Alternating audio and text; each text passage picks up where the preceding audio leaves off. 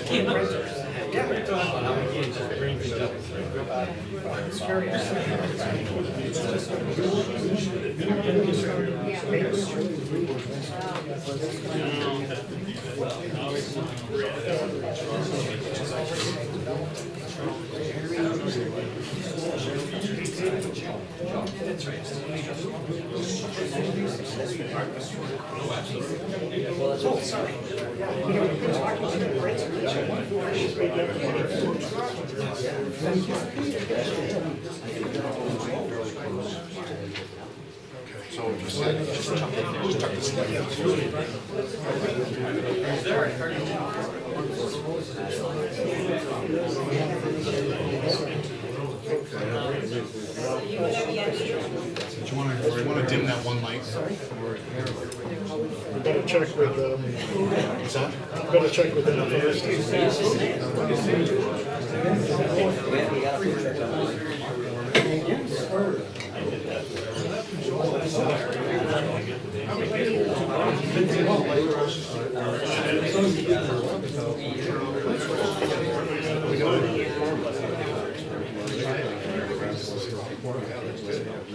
Sign anything going around?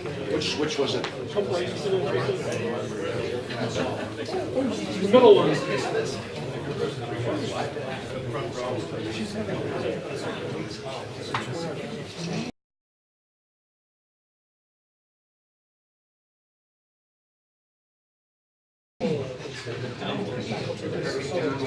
Okay, thanks for coming tonight. Looks like it's a little after 7. We'll get started. They are taping tonight's presentation. So once we get going, if people have a question they want to ask, we'd want you to come up here so they can get you on camera and also hear you on the microphone. I'm Don Lyford, project manager within the Hampshire DOT. Also here is Trent Zanes from our design team and Bill Saffian from our bridge design, and JB Mack from the Southwest Regional Planning. Speak a little bit. They've been very instrumental, along with Wyndham Regional, in getting this project going again into final design. This project has a long history. 1996, I think, was the first bridge committee group that was put together to look at the needs of the region and where a relocated or reconstructed Route 119 might best be put. In about 2000 or 1998, they made a recommendation after looking at 10 various alternatives to go with this, what's called Alternative F, which comes across from New Hampshire, touches the end of the island, and then ties into Route 142. After that, they got concurrence from both the state of New Hampshire and the state of Vermont on the location. Moved ahead, we developed another group, some of the same people, to look at the type of bridge that we should put here.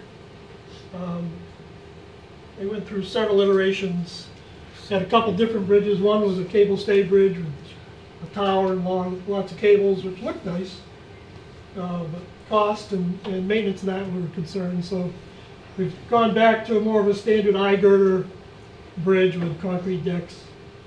So in about 2005, that study concluded, and then a little after that, Vermont picked up from there and worked on developing an environmental document for the project. And there were a few stops for funding reasons. Both New Hampshire and Vermont had issues with funding for a while. So it took a while to get all the way through the environmental document. But finally in 2014, we had an approved environmental document. It's called a FONSI, or Finding of No Significant Impact from Federal Highway. Right? And right. And that allowed us to start final design. So it took us a little bit to get going on that. We are in final design now. We established another committee with a lot of help from both Southwest Region and Wyndham Region to pull that group together and also to coordinate the meetings. We've had 4 meetings, I guess, and it's been very instrumental in helping us with some of the details of the project. And so I'll let JB talk a little bit about that committee.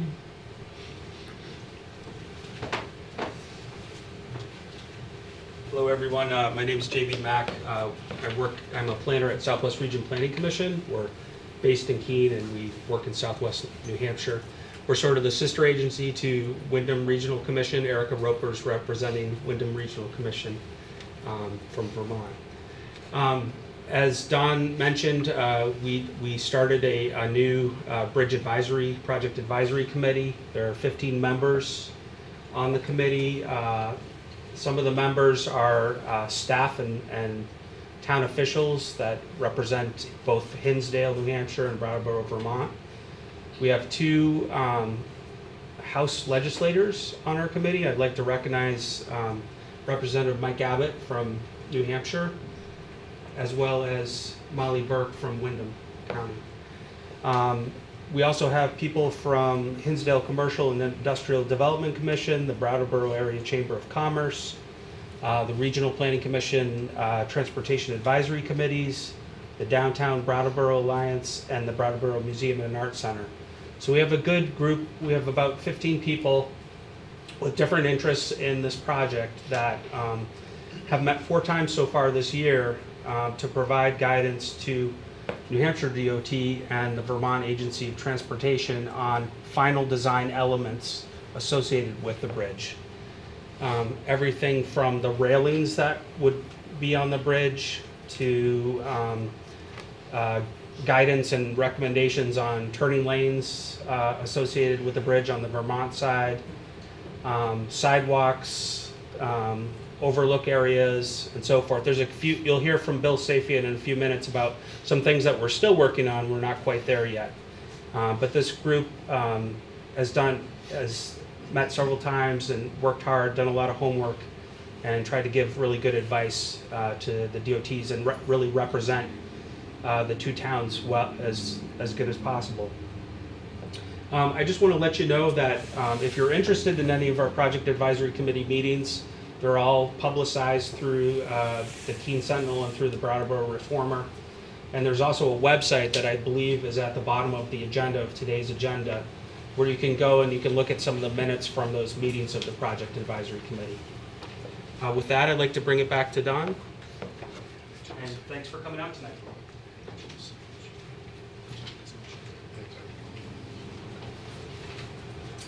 Thanks, JB.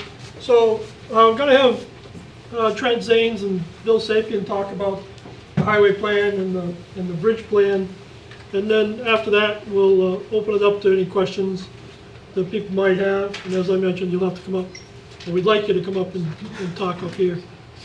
So with that, Trent? Thank you, Don. We're going to be doing, Bill and I will be doing our presentation with the help of the computer, so unfortunately I'll be sitting a little lower and do what I can to try to see everything. What you see here is a 3D model of the bridge, and that's a little taste of what Bill's going to show you.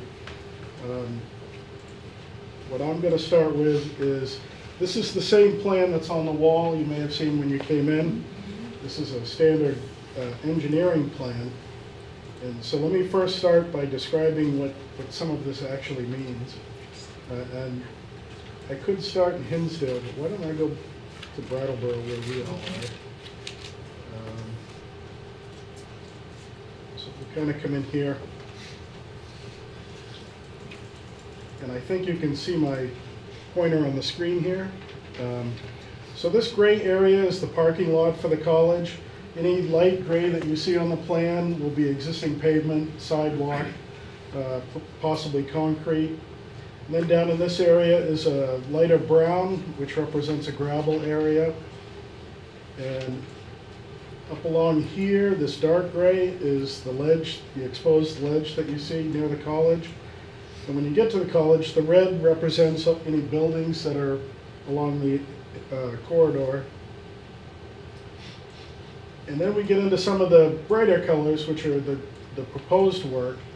And if you have any questions, I'll explain it now, but feel free to ask if you have any questions about this, but this yellow area represents travel way, so any place where the cars will be, usually from white line to white line. This proposed intersection also shows a dark brown, which would be a shoulder, a paved shoulder. And this, it looks blue, it's kind of purple on the screen up there. That's a sidewalk, and I'll describe that more as we get going with this. And the green, the bright green, is, we call it slope work. It's really landscaping to match in from the edge of the new roadway to the existing ground.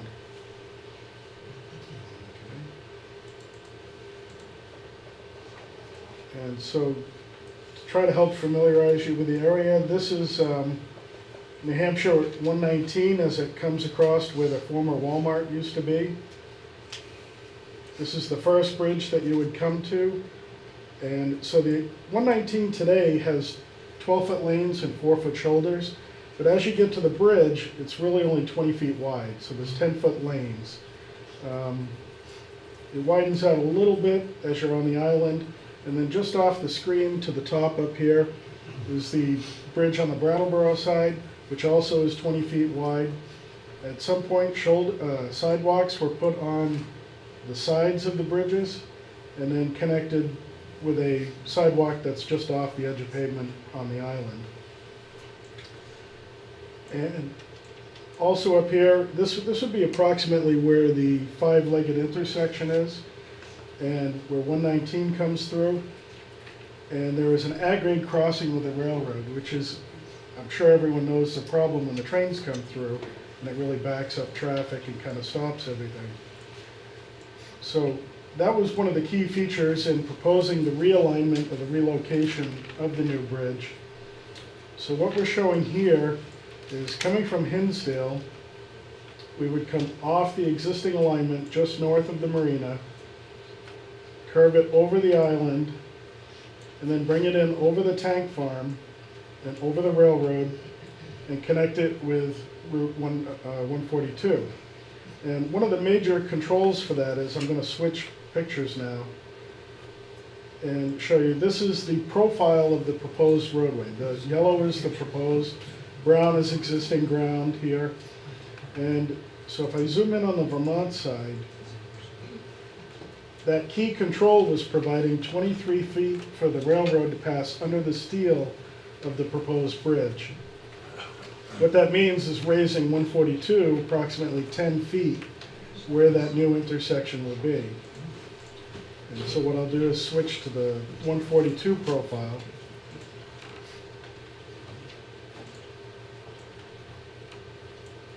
And down here is existing Royal Road intersection. So as you come up northerly, this is where the proposed 119 will come in. You see we've raised it about 10 feet. Now, these profiles are exaggerated 5 to 1. So it's to help you see the elevation difference and the grade change. So it looks really steep, but it's actually, like I said, exaggerated 5 to 1. So the first grade that you would see heading north is 5% for a short distance. You come up to the new intersection, and then it drops down at 4% and matches in, and this is before the college building. So I'll go back to the plan. And so you see the work terminates just before the overpass, or the walkway. And one of the things we've accomplished here is to avoid too much impact to the parking area. We have a retaining wall that follows the roadway down towards, we'd have to move this entrance a little bit further north, but that retaining wall will help us keep the impacts down to just removing this row of parking. And so on the, going back to the New Hampshire side, we're proposing to keep the intersection at Georges Field Road the same as it is today, with a right turn lane and a through lane, which will then come across down, and this is where we'll connect in Mountain Road is up here, and we'll tie that in to the proposed 119. This is where the first abutment will be, and we're showing a drive coming down to the marina. And while we're looking at this, we'll close off the existing 119 to vehicular traffic. It'll just be for pedestrians and bicycles. There'll be some kind of treatment here, bollards or a gate, which could be open to allow vehicles to get through potentially for maintenance or for emergency access. And then as we come along over into Brattleboro, the intersection here, as JB had mentioned, we worked out the number of turn lanes that are required. So coming off the bridge, there'll be a left turn and a right turn to separate the traffic. And then coming south on 142, there is a left turn lane here, and then a through lane. And then approaching from the south, it'll be a multi-use lane where it's through or a right turn lane. And we are proposing to signalize this intersection. So we're very comfortable with the capacity of these signals. So when we talk about level of service, that's the quality of the signals, how long you have to wait. It's based on delay. And so it's kind of like a report card. There are levels A through F. F is not the one that you want.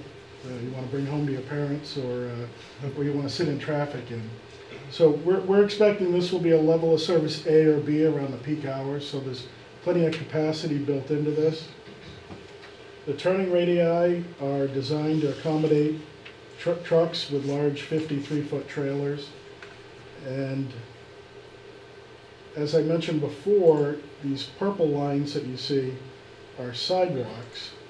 And so what we're doing to connect the college, there's an existing sidewalk through here, and we're extending that up to the intersection, where there'll be a signalized pedestrian crossing, which will then continue further south on 142, all along here, down to the existing Royal Road intersection, with another pedestrian crossing.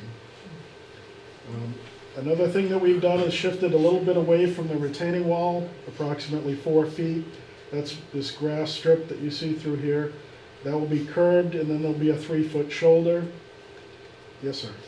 Will the intersection lights that you just referred to, will they be in any way coordinated with the light structure at the end of the existing bridge, what we call malfunction junction? They won't be coordinated with that. They don't need to be. When intersections are sufficiently far enough apart, they don't need to be coordinated. Typically, if it's around 200 feet or maybe a little more than that, if the cues are going to affect each other, we've ran our analysis and we don't see a problem with it. So it won't be coordinated. But this platform that I'm talking about here will just be a grass platform with curbing, a 3-foot shoulder. And what that does is it moves traffic a little bit further away from the ledge and the retaining wall, makes people feel a little bit more comfortable so you're not squeezed in with the traffic that's also coming north. And on the northern side, we have a 5-foot shoulder, which allows for better bicycle traffic next to the sidewalk. And we're carrying that 5-foot shoulder all the way up to the college. And there has to be an end point for the work on 142. We recognize that the shoulder does narrow down up to this area today, but we are improving it as much as possible within the scope of work for this project. Now that 6-foot sidewalk also goes across the bridge, all along the northern side or the upstream side of the bridge, to Mountain Road, where pedestrians could actually cross the road and then go back down to the former 119. And as I said, this will be limited to bicycle and pedestrian traffic access to the island. The sidewalk will also continue to Georges Field Road for access to the development that's in this area.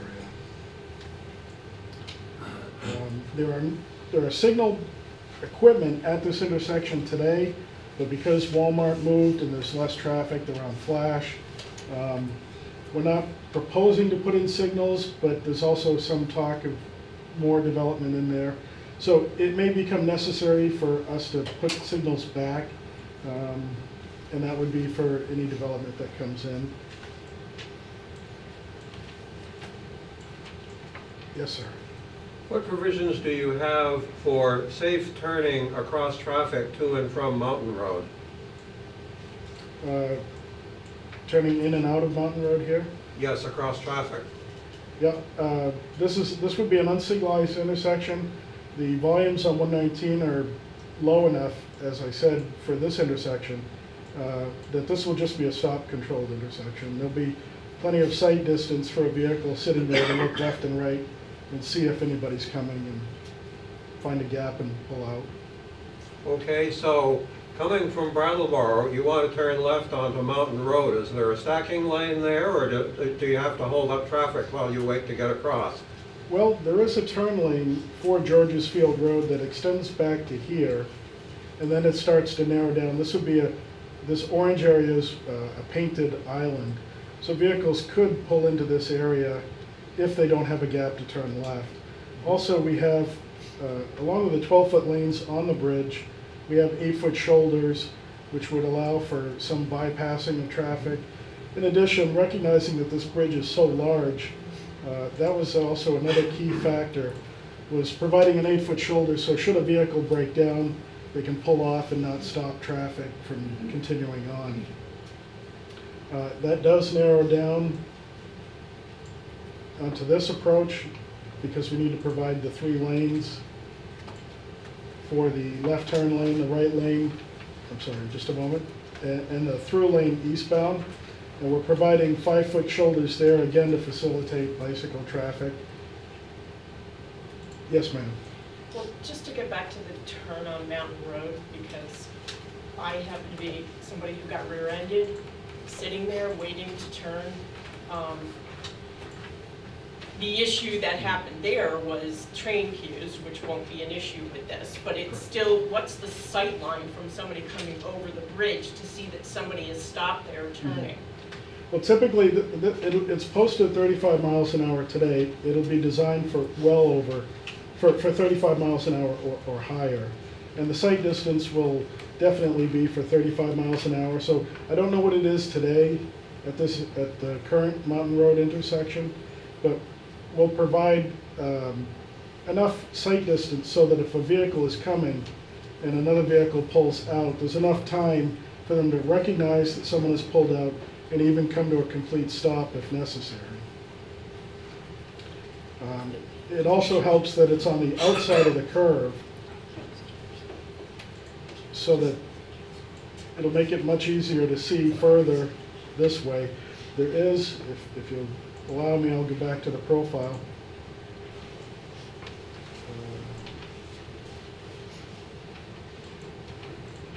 So this is the proposed Mountain Road. You'd be looking up the hill at traffic this way, and then up the grade over the bridge. She stopped on 119. I'm sorry? She stopped on I was 119. turning on from 119 to Okay. Mountain Road to go to the trail. Okay, all right. I mean, the reason I'm asking this is because while one of the issues with the accident I was in was the train queue, Mhm. this is going to be a wider, bigger bridge, and people are not going to follow that 35-mile-an-hour speed limit. We know that. So you really do need to make sure that there is a really good sight line there so that people see and can stop in time. Mhm. And this horizontal curve is designed for well over 35 miles an hour. And what that means is that as someone's traveling along, so you'll be able to see if somebody's coming, they'll be able to see ahead and see if you're sitting there.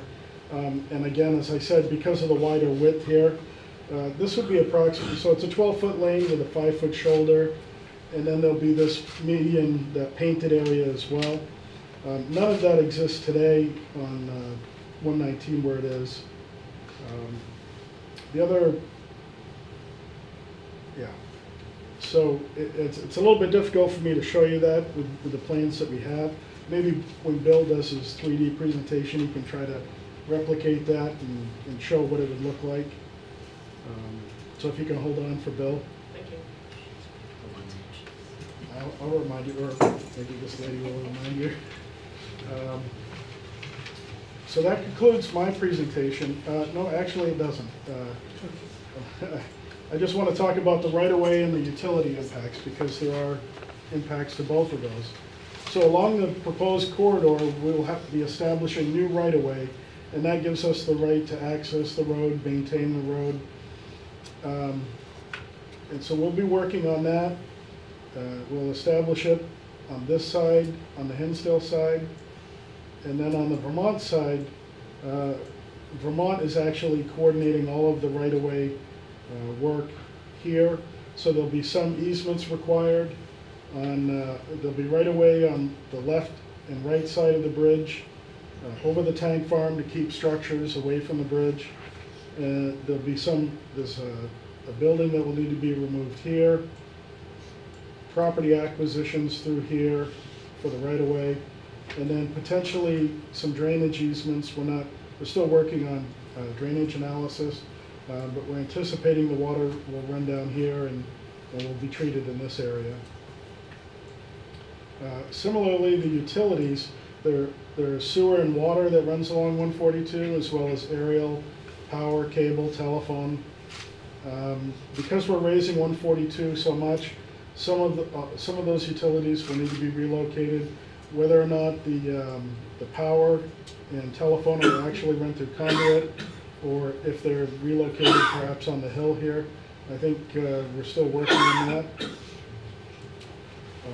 But that will be managed also through Vermont Agency of Transportation. And on the New Hampshire side, we have several poles that run along the roadway, which will also be relocated either to the outside of the curve or potentially on the inside here. And I think that concludes my presentation. Yes, sir. Can you provide a little more information about what's going to happen with that tank farm? And are those still going to be active tanks? Yes. Yep. But you said there's a certain amount of distance from the bridge, or what's expected there? Yeah. We have someone here who could probably answer that question better than I can, so if we can save that question until the end. So Bill, you want to go ahead and take over?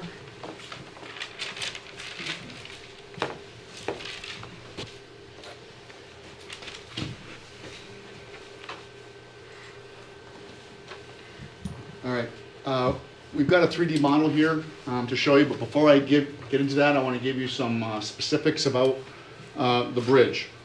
So the bridge is going to be made of steel, weathering steel, which is an unpainted steel.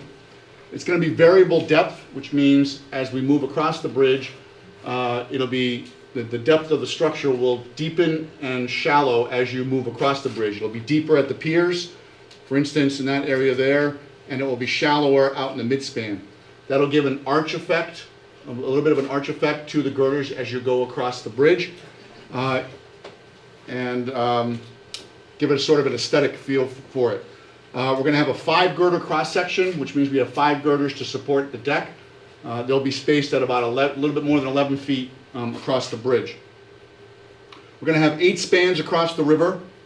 The 2 end spans, the one closest to Vermont and the one closest to New Hampshire, will each be 153 feet, and the 6 interior spans will be 246 feet each, and that gives us a total bridge length of 1,782 feet.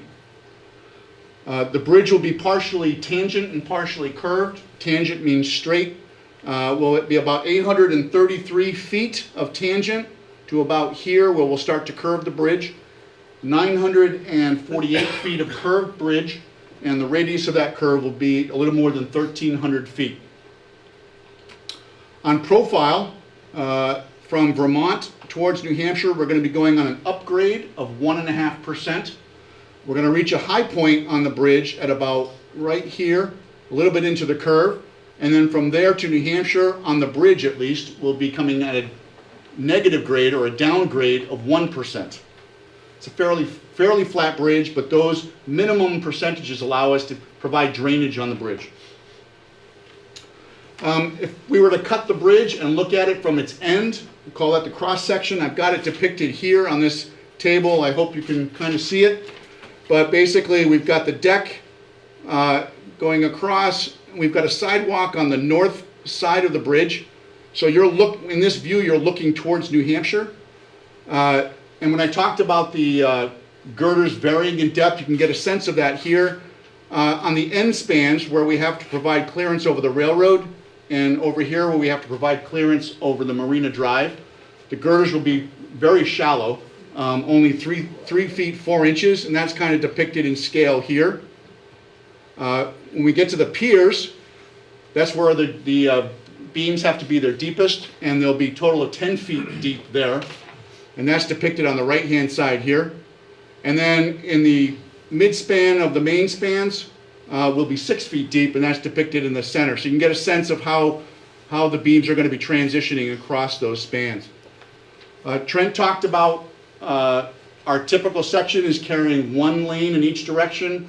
Those will be 12 feet wide across the bridge, and will provide 8-foot shoulders.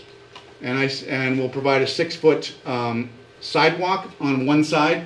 That's a total of 49 feet from outer edge of the bridge to outer edge of the bridge. As we come towards Vermont, we're going to have to widen the bridge to accommodate the turning lanes that are required. So in order to add a 3rd lane in that location, we're doing a combination of widening of the bridge. The edge of the bridge will widen 2 feet out on both sides. We're going to take the 8-foot shoulders and we're going to bring them down to 5 feet on each side. And 2 of the lanes, the 2 lanes going in the westbound direction towards Vermont, will will be 11 feet wide. So all of those things combined allow us to put the 3 lanes in at that location rather than the 2 lanes that are carried across the majority of the bridge.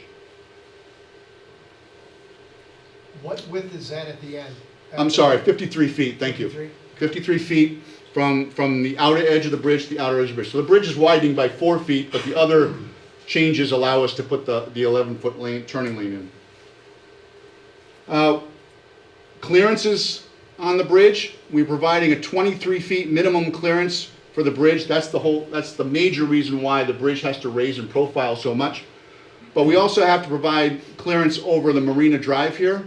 So there we have just shy of 17 feet currently minimum clearance at the Marina Drive. On the river of note is that the existing bridge provides about 19 feet from the water surface, typical water surface, average water surface, up to the profile or up to the deck, the riding surface. Out here in this area here, we're going to raise that to 43 feet. So the bridge is rising significantly. And to give you a sense of that, the riding surface of the new bridge is going to be about where the top of the truss is on the existing bridges, to give you a sense of that change. We worked a lot with the Project Advisory Committee. A couple of things that we talked about was viewing platforms, and we're still in discussion with the committee about where we're going to place them and how many we're going to place. Right now on the table, there's options to put 1 overlook or outlook, 2 outlooks, or 3 outlooks.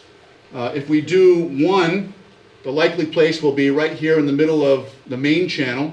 If we do 2, we'll put 1 in the main channel and 1 in the side channel. And if we do 3, we'll probably straddle the main channel, so 1 on either side, and then 1 here in the side channel. But that's still to be decided by the committee. A couple other things that we're working with on the committee would be lighting. So it's anticipated that we're going to have lighting on the bridge. The question for the committee to decide or to give input on is how many locations we'll have for those lights and the style of the light and so forth. Another decision that they helped us make or had input on was the style of the pier, and I'll zoom in so you can see that a little bit better. We went through a number of different styles, and this is the style that was voted on and accepted by the committee. And we also voted to have a form liner incorporated into the piers for a portion of it, and the form liner is a surface that we put where the wet concrete, when it comes against it, it will provide relief on the concrete to give it a, when you pull that form away, it'll give that look. And it's a dry laid stacked stone look. The graphic that you'll see is showing some color. It won't be colored. The reason why we have a color in the presentation is to kind of make it stand out. I think that's about it. So now I'm going to kind of go in here. Yes? You've got a pier resting on the island there. Now, Yes. the island has been subject to erosion now and again and floods. Is the pier depending on the island being there? No. Good. Nope. Our geotechnical department is currently taking borings. You may have seen them out there doing this work. They've been taking borings. They'll do an analysis, but they will essentially be ignoring the island for determining the support of the bridge. So as I zoom in here, you can see the pier design that was chosen is actually a solid wall pier. It'll be around 6 feet thick at the top, and it will widen a little bit as we go towards the bottom. But it's made to look as two columns. And this section in here will be inlaid or set back from the face of the wall about a foot on each side to give the look of a two-column pier, but it actually will be acting as a solid wall pier. And you can see the darker area in the middle. That's going to be the look of the dry laid stone. Well, I can spin around here. You can see, oops, sorry, the different perspectives. I'd like to come down and I'll just kind of try and give you a view of what it might look like if you were to look at it from different spaces. So I'm going to come in here. The funny thing about Google Earth is that it takes the existing bridge and makes it look like it fell into the river. It has not fallen into the river as of this update of Google Earth. So when you drive to work tomorrow, you can be assured that it is still there. But I can zoom left and right here for you. So as you're standing here on the roadway looking at the bridge, this is the sense of the bridge that you'll have. So you can see the abutment on the New Hampshire side, and then the first pier is just as we get to the edge of the river. The Marina Drive is between those 2 points. And then we have one pier in the channel, the side channel, one pier on the end of the island, and then 3 piers in the main channel, one pier on the land in the area of the oil tank farm, and then the abutment on the far side of the railroad. Let me zoom out here. From above, you can see the bridge still there. So you can, from this view, you can see the bump outs. So this is showing the option for the 3 bump outs. And there's going to be some discussion about linking these bump outs to the historic nature of the existing bridges and the history on the island and the history of the towns. So we're going to be working closely with the advisory committee to perhaps put some kind of information, permanent information, installation of permanent information at these locations, so it kind of makes them a destination rather than just a bump out on the bridge. So I'd like to come down to here, if I can do that for you.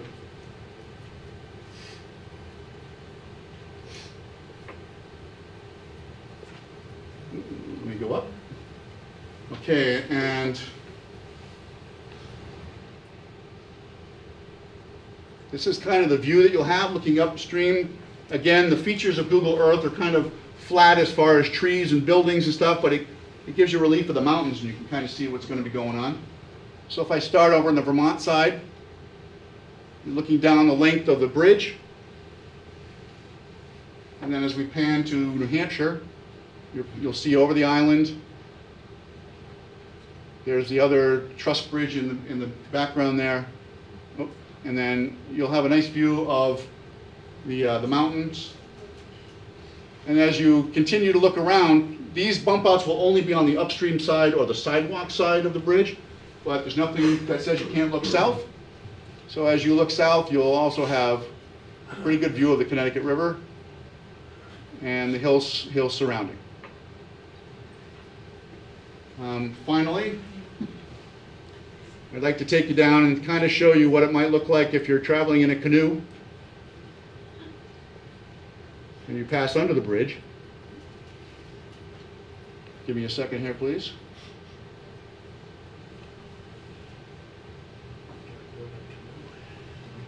No, we're not crashing.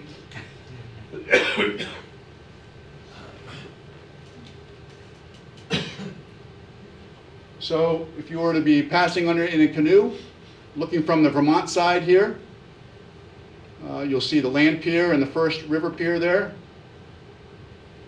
And, oops, sorry. And it gives you the sense of the arched action of the girders. You can see that we have the 5 girder lines there. They will not be orange. And then as you look towards the New Hampshire side. So that kind of gives you a sense of what the bridge is going to look like. Are those river piers going to have navigation lights on, so when people go back and forth at night, that they'll be able to see them? We'll be coordinating with the Coast Guard requirements, and whatever the navigational channel requirements are given to us by the Coast Guard, we will incorporate them. Could you look at that intersection? I can. So now I'm going to take you to the Mountain Road intersection. Those girders are going to be rusty brown, right? They're the weathering steel look of rusty. They're not rusting. They have a patina. They have a rust patina on them that's actually supposed to prevent them from rusting further. Rusty brown. So.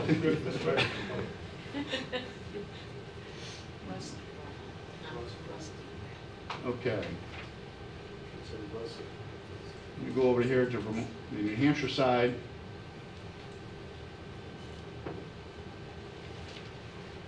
I'm gonna put you in the orientation of all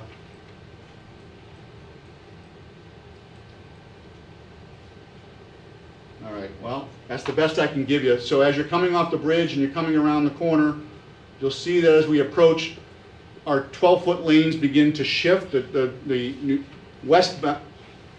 eastbound coming to New Hampshire lane is pushed to the right, and there's a reduction in the shoulder width at this location, and that allows the striping to create this striped island that Trent talked about. And while this doesn't provide a dedicated turn lane to Mountain Road, it begins to widen the roadway and essentially provide that refuge that Trent talked about, so that your vehicle could come into here. The traveling public or the traveling cars that are not interested in turning left will be already guided to the right to continue as you go. And then so you would be in this area here, if you needed to be, ready to make your left-hand turn onto Mountain Road. There was some talk about what it would look like coming from Mountain Road. Maybe you could just move over a little bit.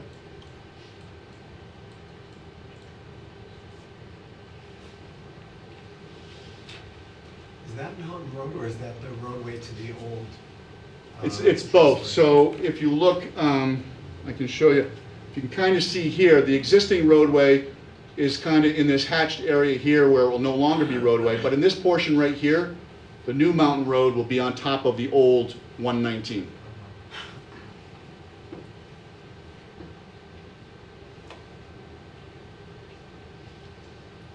So getting back the turn off to the Mountain Road, why are you just leaving a empty space there? Why don't you make a turn lane there?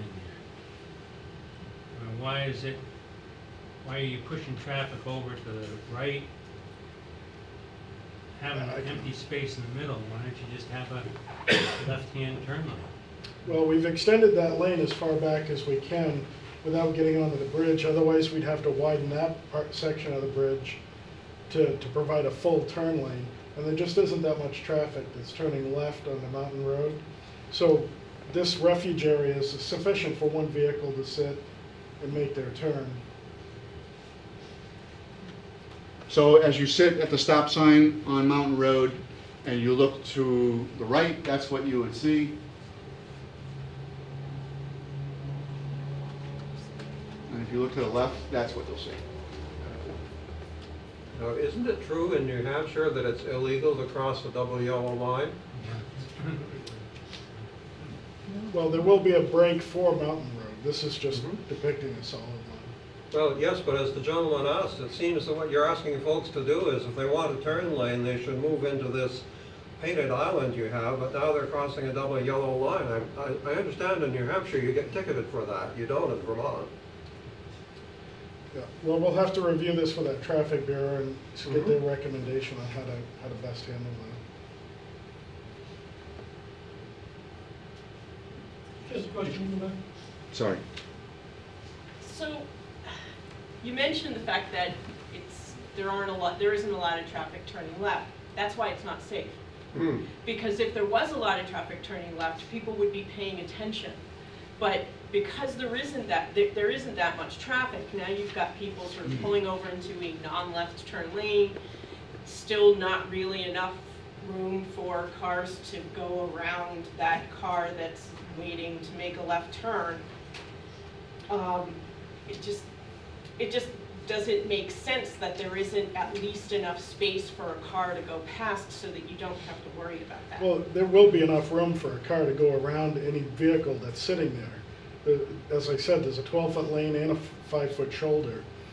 In addition to that widened area where we're starting the left turn lane. So there's room for a vehicle to get by, and more importantly, there's enough sight distance that anyone traveling from Vermont or even from Hindsdale, they'll see that intersection in plenty of time to identify a vehicle waiting to turn. These are based on AASHTO guidelines for certain speed limits, and this is adequate for 35 plus. If there happen to be two cars that need to turn left, so they're one behind the other, is that going to cause a bottleneck? There would still be room for a vehicle to go by. They would have to slow down, but as I said, they can see the vehicles ahead of time and make that decision. If I were, I go hiking there quite a bit. If I were concerned about that turn, I'd just go down to George's Field Road. Yeah. Which is what I do now, Well, but you it's shouldn't not that have to. inconvenient. Well, and you won't have to. I'm hiking, I got plenty of time, what am I rushing to? When I say there aren't a lot of turns, and maybe I'm talking relative to what you would see at the other intersections, there's not a steady stream of traffic on 119, so there's available gaps for somebody to see a gap and make their turn. They're not going to be sitting on 119 for any significant amount of time.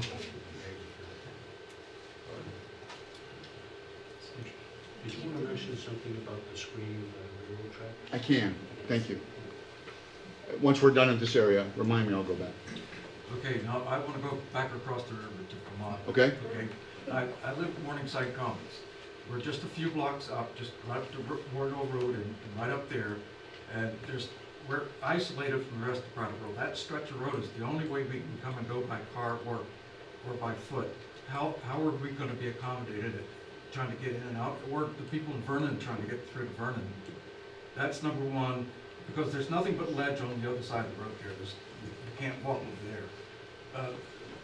And the other question is about the noise level. What is that going to be for us?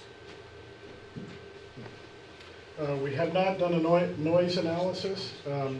There is an environmental document for this project, so I'm sure that was looked at. Did you say Morningside? Or Morningside Commons, right? Okay. Right up Royal Road, right? Is that off Royal Road? Yes. Yes. Okay, I just wanted to be clear. Yeah, that will remain essentially the way it is today, except there will be the pedestrian crosswalk. The signals will still be there. Well, what I'm asking is, during the construction there along on the Vermont side there, how will we be affected as people? Right now, the only way you can walk to and from, especially in the winter, is on the right-hand side of that road. So how's anybody going to walk through there while construction's going?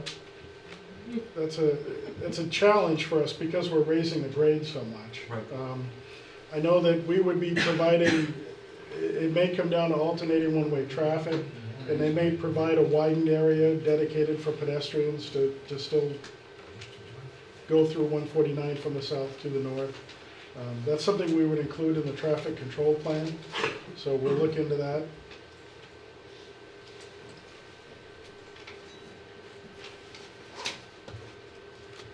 Yes, sir. Question about the bridge passing over the tank farm. Is it actually passing over tanks? No, so would you like to talk, would you want me to answer that, or would you like to talk about that? Did you hear the Sure, question? If there's follow-up, we can fill in. Okay, so, let me, so the question is about the tanks here. These two tanks will remain. There are some elevated tanks here, and there's a structure here. Those will have to move. Essentially, what we will do is, right now, we're planning on an 80-foot easement from each fascia of the bridge. So we're gonna come across out 80 feet in this direction, 80 feet in that direction, and that corridor, that rectangle, essentially, that I'm outlining here, will be off limits to structures or any other kind of activity, really. It's got to, and that's to provide protection to the bridge.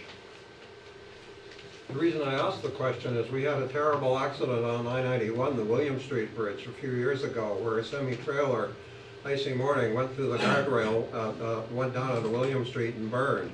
And of course, if it hit a tank and did that under your bridge, it probably wouldn't do the bridge much good.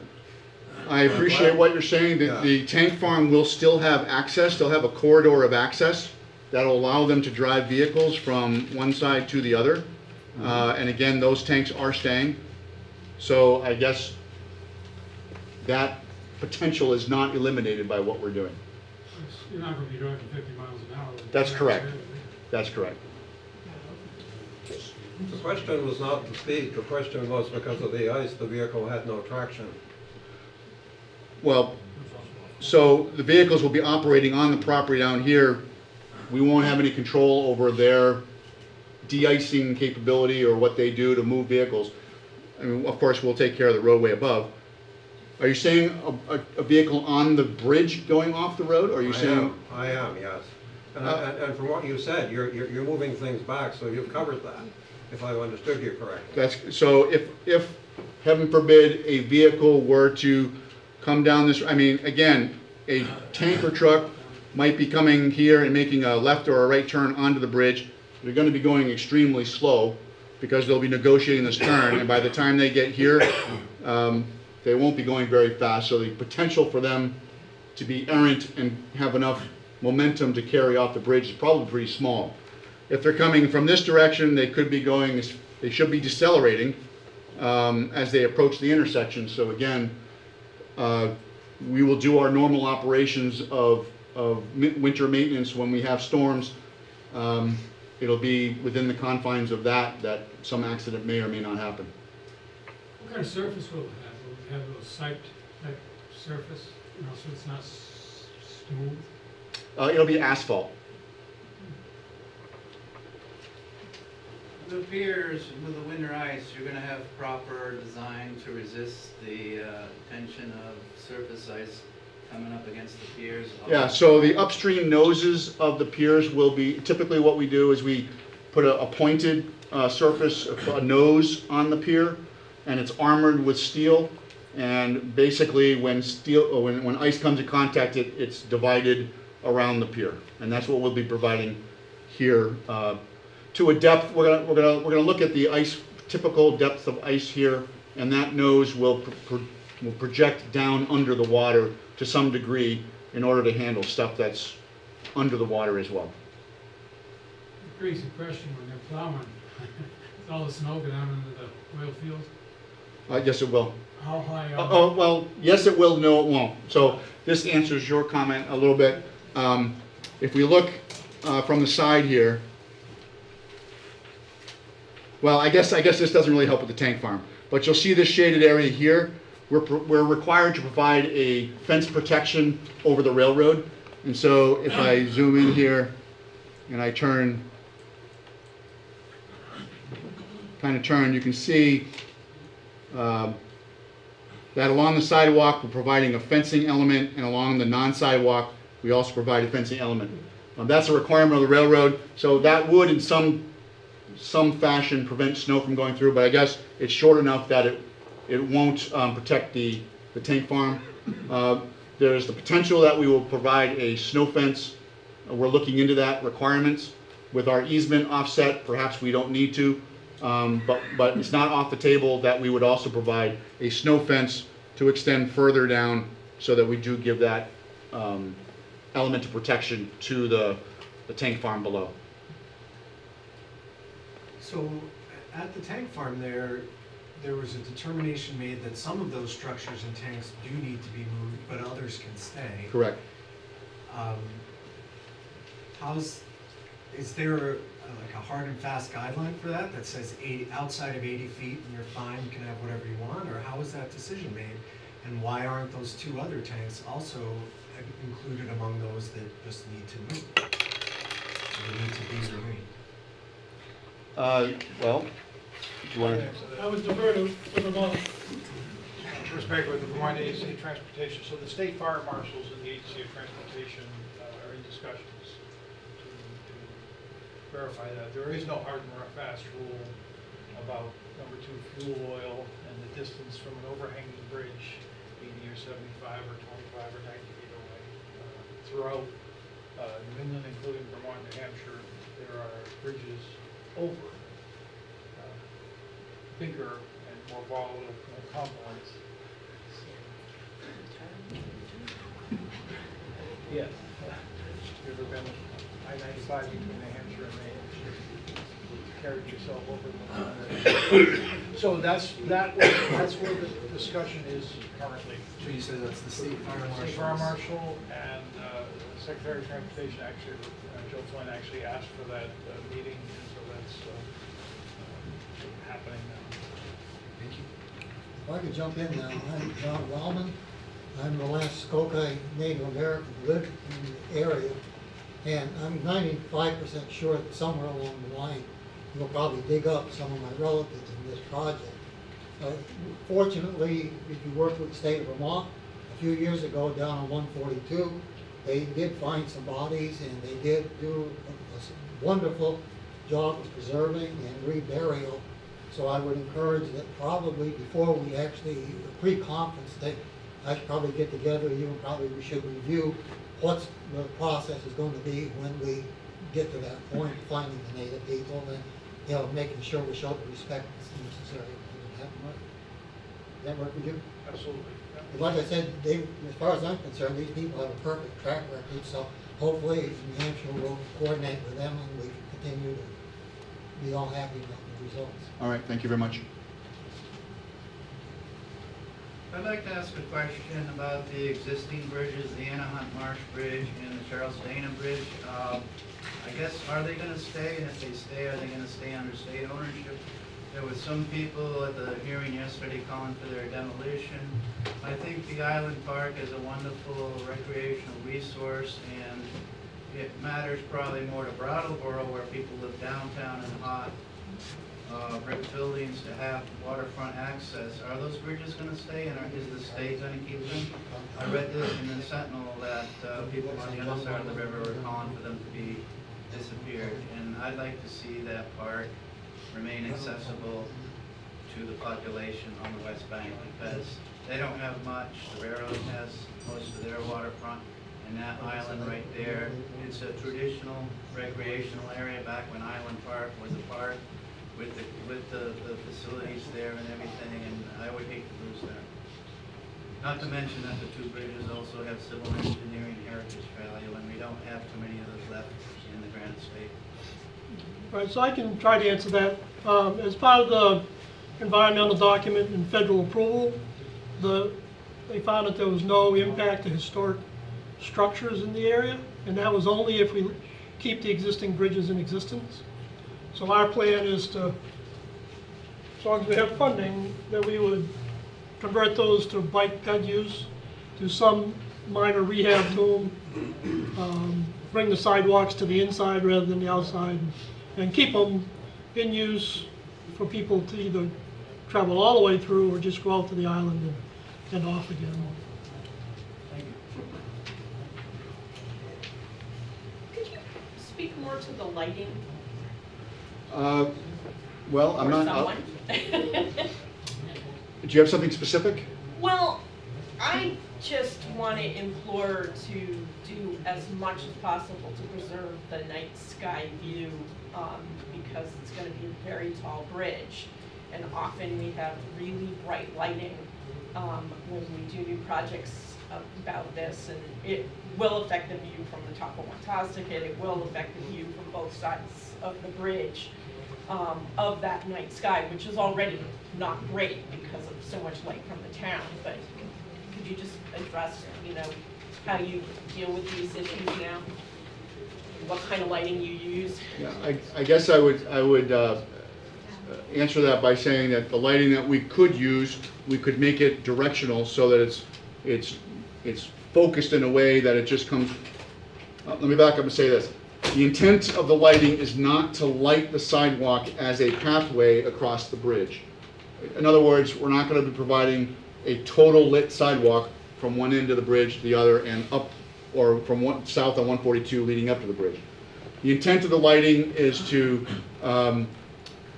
bring a little bit of focus to the bridge as a focal point for the towns, but again, the lighting will be done in a way that could focus the light down, and they'll just be sort of spot lighting. If they choose, again, we're working with the committee on, there's one idea is that our traditional lighting is sort of the ornamental type of light standard that you might see comes up and then turns down with the bulb shining down, and would provide sort of a spotlight down on the bridge. There's also some discussion about running lights along the rail where it would spotlight down on the bridge. From our perspective, that has some downsides in terms of maintenance. If there's some question about how we get power to those lights. If it's a typical light pole, we typically run the power in the concrete of the deck, and then when we get to that pole, we run the wires out of the deck and up the pole, so they're totally hidden, and you don't have to, there's a little door or something you can open on the pole that you can get in there if you need to, but pretty much all the power is hidden from view. And we've never done this other option, which is to run, we've never done it, I guess, on a state bridge, where we run a lighting sort of on the rail system. The issues that we have and have to overcome with that respect is now how we have to run the power out of the deck more often, and we have to consider that if the rail element is ever hit and needs to be changed or replaced in some fashion, then we're going to have a town-owned asset, because the lighting will be installed and paid for as far as putting it there as part of the contract, but the maintenance operation of the lighting will be the requirement of the towns to maintain and pay for the power. So in a sense, we have a town-owned element on a state-owned bridge, and if we have to do some work there, then we have the added added issue of having to somehow disconnect the lighting so we can replace our element and reconnect the lighting. That's something we ever overcome. We're not saying no at this point, we're exploring it, but there are some issues that we have to discuss. Well, as a follow-up, all I want to say is, I don't think we have a need to have a focal point with lighting, because then it becomes more light pollution. So if you're doing something with the lighting because you want to improve visibility for pedestrians, bicyclists, and cars, then that makes sense. If all you're doing it as an ornamental thing to sort of highlight a bridge, it doesn't seem to be necessary, and it seems to be a waste of energy. We'll take that into consideration. Also, I've traveled over a bridge like that has the rail lighting, and the nice part about it is it floods the surface with light, but you never see the direct glare from the bulbs, so you have much better visibility of what else is on the bridge and the surrounding area. So it's a much more subtle and I think more effective method. It also means if you do have to work on the lighting, you don't have to bring trucks out there. You can work right there on the rail from the ground level, and it should be easier to work on as well. So, one of the things we have to consider is the vertical profile of the bridge. I'm not sure to what degree, where if the bridge were flat and what you're talking about, all those lights may be out of the vision of the driver. But with the profile of the bridge is actually from each end of the bridge to the peak is actually going up 5 or 6 feet. Even though I said the profile was only 1.5% or 1%, over the length of the bridge, that's a rise of 5 or 6 feet. And so somebody coming onto the bridge may actually be able to see that light. So that's one thing we're going to have to consider. The other thing we're going to have to consider is that if we do that type of lighting, it may be more expensive to the town to maintain. Because if a section of light goes out they're gonna have to maintain it. If several sections of light go out, they're either gonna choose to maintain it or not maintain it. That may become an aesthetic issue all in of itself, as opposed to if we have a fixed, perhaps, I don't know, 5 or 6 points of light on the poles, they have 5 or 6 points of light to change the light bulb on. So again, we're having some discussions with the committee about this. We will certainly take all of this under advisement as we move forward. If you have the lights on the pole, every single bulb is a glare and every single bulb is in the driver's face. Yeah, I believe there's things that we can do to help focus that light, put a shield around it to some degree to focus the light down, but we will be looking into this.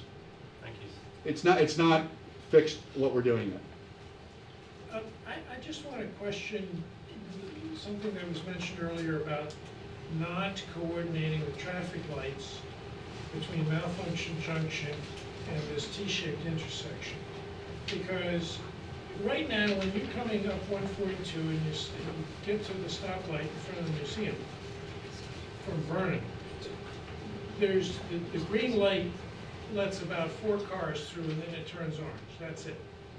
Now you're moving all of the east-west traffic that's on the current bridges over to this new bridge, and it's all going to turn right over there and hit Malfunction Junction, and you're going to have an endless traffic jam there.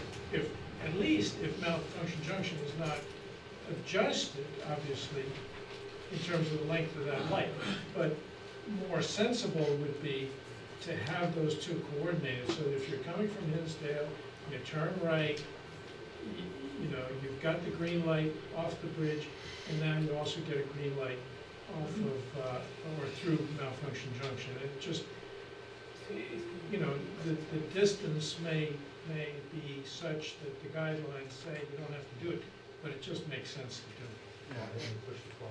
Yeah, and I can speak to that. What I mean by not coordinated with the distance is whenever you pass through a series of signals, if you hit a red light, and then you hit a red light, and you hit a red light, you try to avoid that. So we coordinate the systems so that they are talking to each other. So theoretically, in most cases, you might hit a red light, but then you should get a green light on the next one through. It all depends on the amount of traffic that's coming in there. The controllers are adjusting the timings, often based on which approach is calling for time. And it gets a little bit technical, but what I can say about Malfunction Junction, as it's called, all of the traffic that's coming and going on 119 is now going to be shifted, as you said, to 142. The benefit of that is that you had two pretty good approaches, 142 and 119.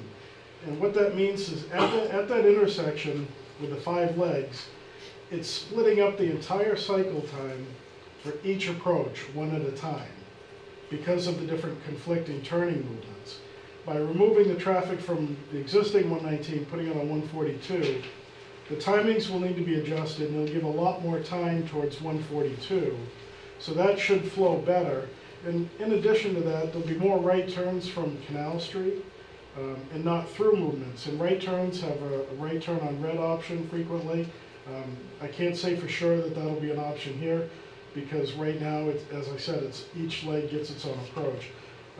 But by removing the number of conflicts from that 5th leg and combining it into 4 heavier movements, the existing 119 will still get calls for somebody that's going to Depot Street.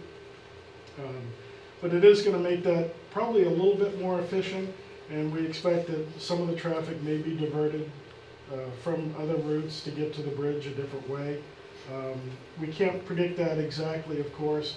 We're basing our analysis on how the people are coming off the bridge today and where they're turning, the percentage of lefts and throughs and all that. And we're steering them up through that intersection the same way. But the coordinated system, as I said, is really for intersections that are close to each other. This intersection, you're not going to see a lot of queuing on 142. And so whatever queue is coming back from that 5-legged intersection shouldn't interfere with this intersection. Yes, sir. Just to clarify, you work for New Hampshire AOT, right? DOT, yes. Okay, DOT. And of course, everything you've been talking about there is not in New Hampshire, it's in Vermont, so you don't act, this is not to be offensive, but statement of fact, you do not have jurisdiction. So therefore, I'm going to, yes, V-Trans is still here. I'm going to ask a question to V-Trans. It's going to be a similar question, but I wish to address the V-Trans side, which is, how will this project affect traffic flow in downtown Brattleboro? Well, let me clarify something. The two states, the state of New Hampshire and the state of Vermont, signed a bi-state agreement. The bi-state agreement gives New Hampshire DOT the responsibility to design all of the project, including that in Vermont, whether it be a bridge, a sidewalk, signalized intersection. So the bi-state agreement, so that there's not a bunch of people doing parts of a job, particularly a smaller part. So that's the clarification first on that. New Hampshire DOT is responsible to design the roadways, the bridge, the intersections in Vermont. Mm-hmm. So they'll be looking at any effects beyond the project itself. And we have looked at this intersection, and we are on the other side of the river, but this is a combined effort with the New Hampshire DOT and the Vermont Agency of Transportation. And so we're working together. And the intent is to not create a problem, but to solve any problems that we have. This is a bridge replacement project. And we recognize that there's a problem at that five-legged intersection. We've known that from the beginning. It's not something that we can fix, but we certainly don't want to make it worse. So we are doing analysis up there to ensure that it's not going to be worse than it is today. And we feel that the intersection that's coming into 142 is not going to cause any increased delay or problems. Okay, now my question still hasn't been answered, which is to V-Trans, how will this project affect the traffic flow in downtown Brattleboro? It's still New Hampshire DOT's designer's question to answer, sir. Well, so, but I think, Except for one thing, sir, except for one thing, sir, which is you are responsible for Route 5 and for Flat Street and Elliott Street and so on, where when the traffic is heavy, the service level is F. When the light turns green, the next light ahead turns red. Traffic backs up all along Main Street. We all know this who live here. Yeah, and as Trent said, you know, it's not being independent of V-Trans. So from the roadway design group, roadway and traffic design group, there is an assigned person to coordinate with and review all of the traffic stuff. There's an assigned bridge person, there's an assigned environmental person to coordinate with New Hampshire DOT. So that is being done, and that is going to be looked at. All I'm saying is the primary responsibility is going to come with New Hampshire DOT, and then the review responsibility sits with V-Trans under the bi-state agreement. and the volume of traffic really won't grow necessarily just because we're moving the bridge. You're still going to have essentially the same traffic coming down through and going up through Brattleboro as is there today. Right, that's important to say. Well, We're not going to have the train back up. Right, as you just mentioned. Canal Street. Right, so in that intersection, a lot of that intersection, whether the train is blocking the actual traffic there or not, gets a red light so they can't turn. So without the trains impacting those turns, it'll make a big difference. Hi, I'm interested in what is going to be left behind, but in a very positive sense up there. The museum and the restaurant and the parking lot and the property across the brook from the museum. Those are actually, although they're underdeveloped now in certain places, look like they have a tremendous amount of potential culturally. I mean, we've seen that around that intersection over the past 50 years or so, there's been a lot of really wonderful community development. You know, the co-op, the Wilder building, the very nice maintenance of the Holstein Association, the Plaza Park, the museums, saving of that historic railroad station, and now it looks like we've got even more opportunities here to revive that area of town where historically speaking, Brattleboro's industrial life began.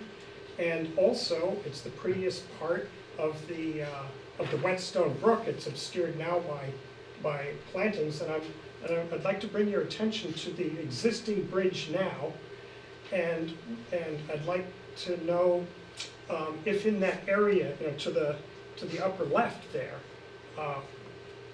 where we see a limited amount of wonderfully new parking, but a limited amount of it, what will this project leave behind for the town to take advantage of?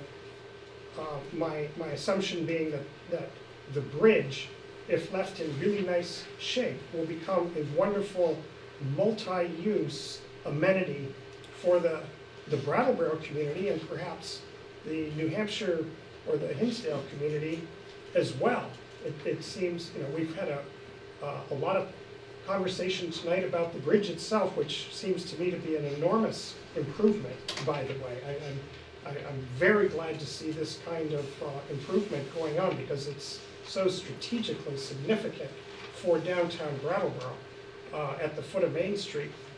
But can you help me understand things like, will we be able to have the intersection, the crosswalk that had been taken out earlier between the corner of the museum at 142 across the street toward the brook, put back in so that people will no longer have to cross three disparate intersections to get, say, to the businesses that are on. So you're saying cross here, cross there.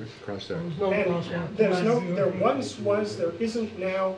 I'd like to know how that is going to be affected. Maybe this is a question for the Planning Commission or the Select Board, but there's this whole area that is going to go quiet, much quieter.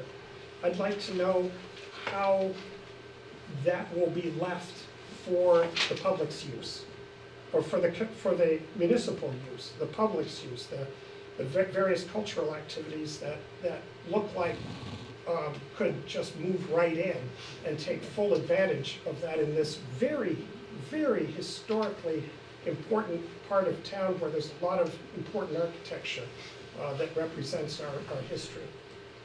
So that leg from the bridge to the 142 will still be a town road. Mm-hmm. So really it'll be up to the town what happens with it. The I see. crosswalk, I'm not sure what the issue is with the crosswalk, whether it was impacting the green time and the intersection or something. That's So, understandable, yeah. but I'd like to see it easier to navigate through all of that downtown, including at that intersection, where Bridge Street now comes into Plaza Park.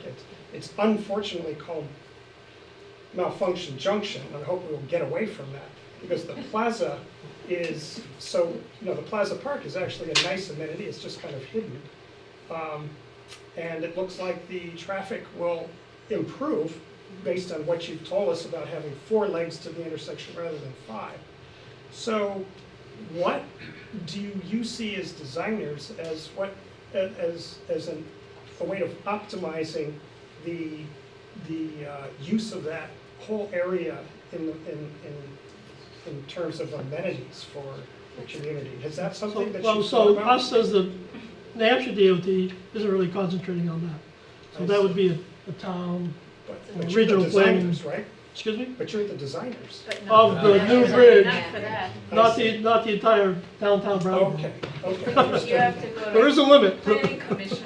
I just have something to say about that corner there. I think what you're referring to, Chris, and maybe Steve knows about this. My understanding is that the crosswalk was taken away. Maybe Danny knows. It's the wall from the corner because it could not be ADA compliant.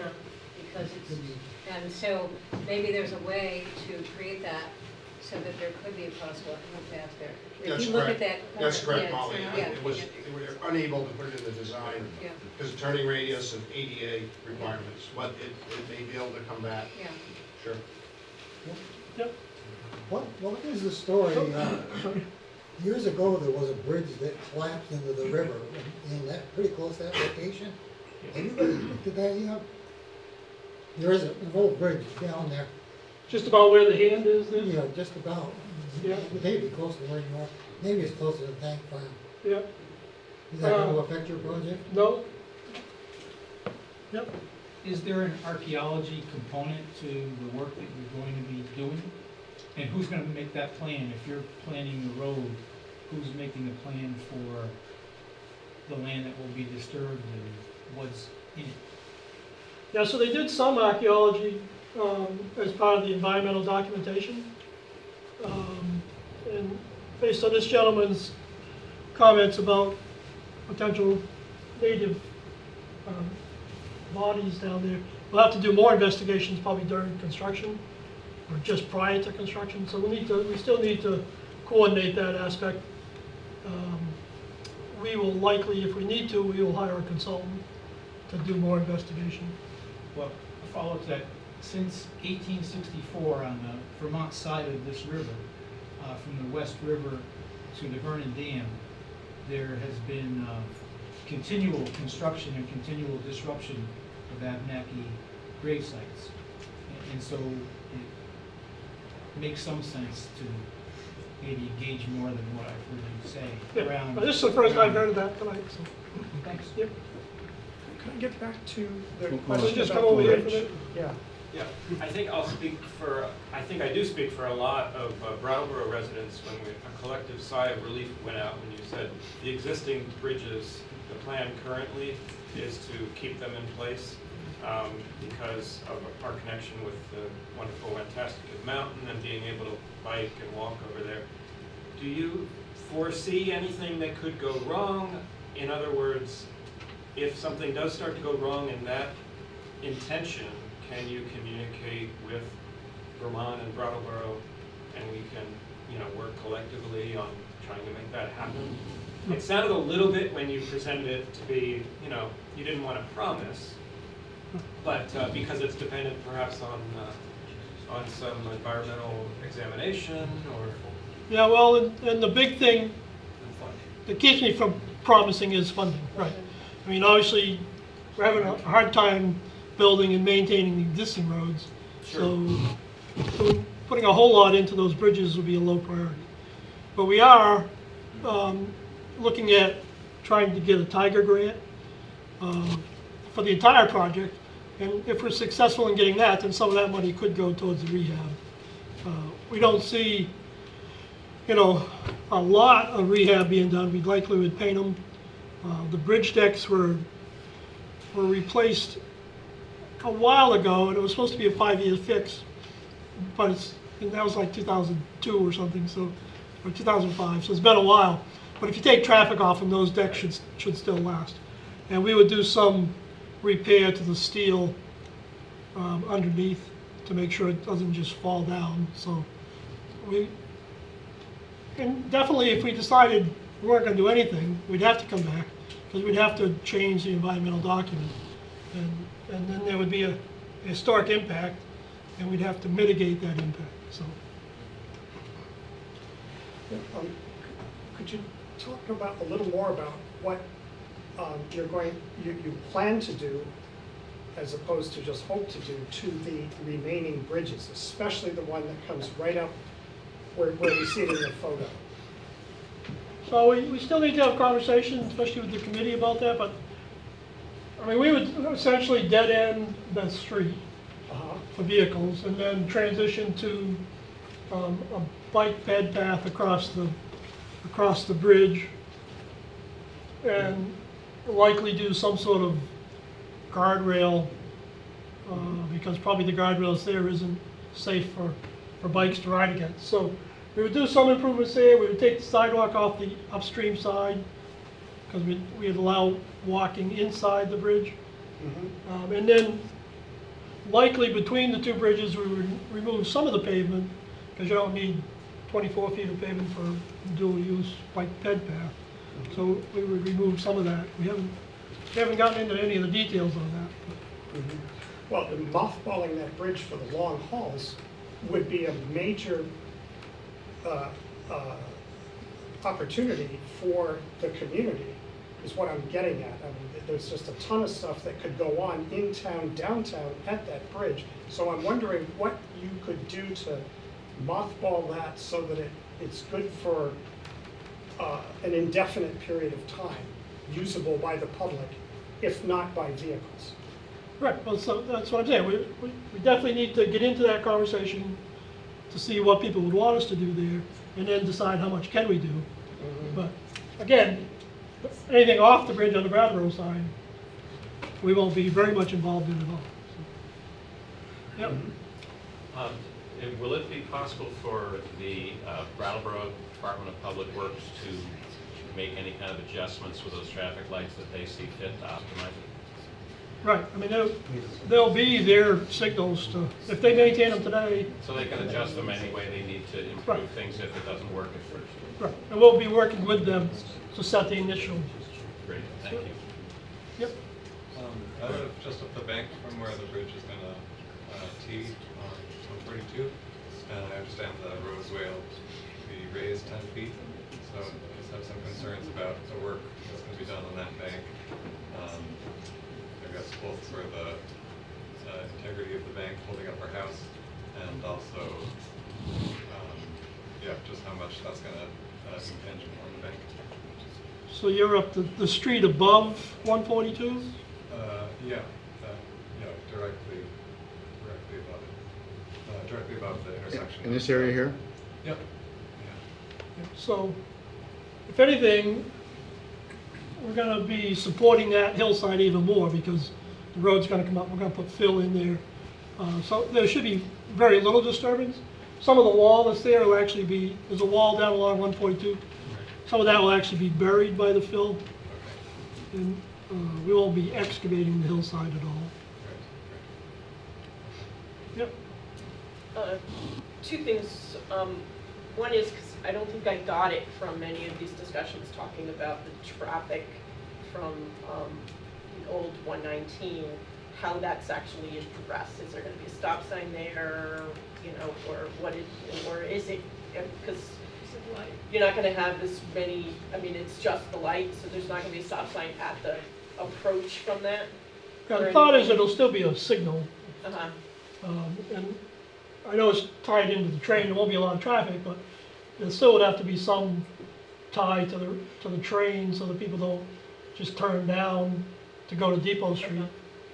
And the other thing is that I did serve on the committee when I was on the select board, and we talked about this a lot. I still have a lot of concerns that no one is really thinking about the fact that it is going to increase truck traffic, because now you're making a much bigger, stronger bridge.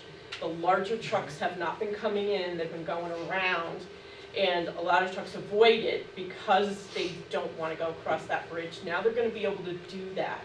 And I don't think either Vermont or New Hampshire has thought about that and how to address that. Everybody keeps thinking, oh, it's not going to change, it's going to be the same traffic, and I just don't think that's true. Okay. Yep. What's the timing for all of this to Yep, good question. unfold?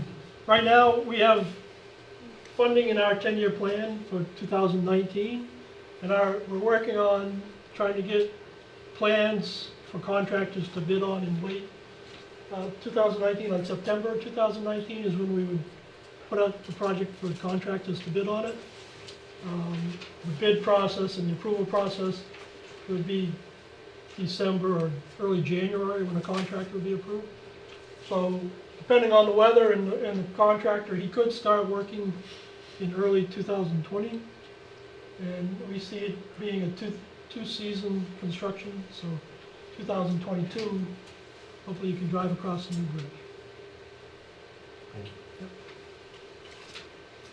When I'm making that left-hand turn onto that old 119 and the 18-wheeler or 25-wheeler comes by me, am I going to shake, or is there room enough for him to get by? so that he doesn't run off the bridge. You're back at the existing The intersection? lady was talking about having a problem with that 119, old 119. On the New Hampshire side? On the New Hampshire side. You're saying you're gonna pull up there and get sort of in the left, not a left-hand lane, but in the left side of the road. Main traffic's gonna continue on. Yep. Is there still room for the big rigs to buy her? Yeah, there'll be 16 feet or 17 feet of pavement outside of that double yellow line for traffic to go by on. Yep. I second what the lady said about heavy truck traffic. It's already very heavy because of the trucks from Sir Sosimo Industries and from Carroll Concrete coming through there. And coming back to something a gentleman said earlier about only 3 or 4 cars northbound getting through the light from 142 at Malfunction Junction. If there's a heavy truck there, because they accelerate very slowly, only the truck gets through. So the light right now has timing that's too short, and if you get more heavy trucks in there, it's going to be even worse. Right, so but to offset that, the green time that right now is dedicated to people coming across existing bridges. That green time will be reduced because you're going to have a lot less traffic on that leg. And that green time will be allocated to the other legs of the intersection. So, and a lot of it will go to that 142 leg. So anybody going north on 142 will get a lot more green time once this new bridge is in than they do today. Can you tell us where the staging of this will be? Where are you going to put all those materials that you're going to use? Where will that kind of activity be? It's up to the contractor to find his staging areas. We don't provide for his staging areas as part of the contract. I can tell you the likely avenue of access. So we've had some discussions with our construction bureau, and it's likely, we anticipate that the contractor will likely come off of existing 119 in this area here, perhaps off the Marina Drive into here, and build himself a trestle, a temporary trestle that will extend all the way across the river in order to reach the first water pier that's in this location here. And that will give him his access to come on and off with materials. A possibility is that the contractor would negotiate under his own terms to use this area up here for staging. That gives him a relative proximity to his access to the construction. But he will also have to consider what he'll do over here. It's likely for access purposes that he will come into Depot Street onto the Tank Farm property to construct the pier that is here. He's got, once this building is removed here, he's got some staging area here to put a crane or excavating equipment or whatever that he has to do to build the abutment, which is on the west side of the railroad track. And he'll have to figure out where he'll put his crane to lift the steel and lift the reinforcing steel for the deck and the wet concrete and all those things. He'll have to coordinate that. But that's the likely avenue of access to come over to here on his trestle that he will design and build and then remove to access through Depot Street to build the pier or to have space right up here to build. Where he stockpiles materials, that will be up to his means and methods, which he will figure out. Follow-up question on that. Will there be takings along Depot Street? Depot Street itself? Along Depot Street. What I mean, is that? Will there be space opened up as a result of this construction project? Will there be buildings that will be taken out that we see right there? No, it shouldn't have to be. I mean, I don't think they're going to bring the I-beams down Depot Street. Okay. They will be driving trucks and some vehicles down Depot Street, but we don't see needing to widen Depot Street or have any impact. Well, what I'm kind of getting at is, will there be an opportunity to expand parking? Right. Where where we have a limited amount of parking now? Right. I don't see this project impacting Depot Street itself. Great, thank you. Anybody else? Certainly welcome to come up and look at the plans if you want to. We will be having a formal public hearing. Right now we're looking at January 17th of 2018, and that And that formal hearing, if everything is approved, gives the New Hampshire DOT the right to buy the property. And we'll combine that so that Vermont fulfills some of their obligations for a public hearing as well. And this stuff is on the website, and there's an address on the agenda at the bottom of the agenda. Thank you for coming. I appreciate your input. Thank you.